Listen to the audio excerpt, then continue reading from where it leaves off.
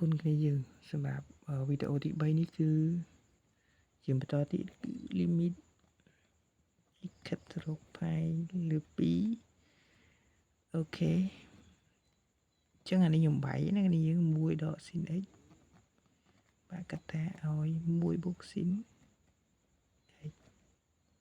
អូខេអានេះយើងចាប់នេះចាប់ដូចគ្នា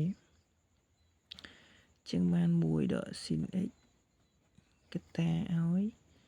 1 បូក sin x បូកអានេះបូក sin x តើនេះបាទអញ្ចឹងយើងមើលទៅអាណាដែលមាន1 ដក sin x យើងសម្រួលចោលអញ្ចឹងបាន limit ដាច់គ្នាយើង sorry ណា pi លើ2 3 1 បូក sin x អូខេលើ1 បូក 2 sin x ហើយយើងចំនួនតម្លៃចូលទៅគឺបាទអានេះ3 1 បូកx ខិត pro pi លើ2គឺស្មើ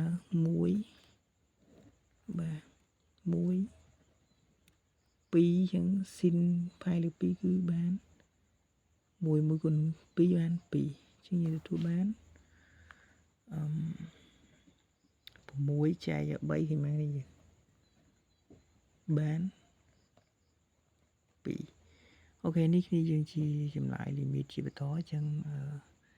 ដើម្បីរក្សា limit គឺយើងស្រួលជាផលគុណកតាគឺយើងធ្វើបំបែកវាឲ្យចូល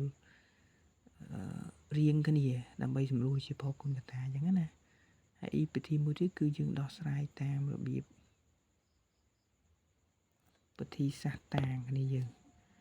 បាទ limit នេះគឺវែងឆ្ងាយដូចគ្នាតាងក៏វែងហើយ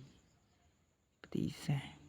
សម្រួលផលគុណជាកតាក៏វែងដែរបាទអញ្ចឹងយើងក្នុងការដោះស្រាយលំហាត់អីក៏ដោយយើងត្រូវមាន2ក្បួនទៅដើម្បីងាយស្រួល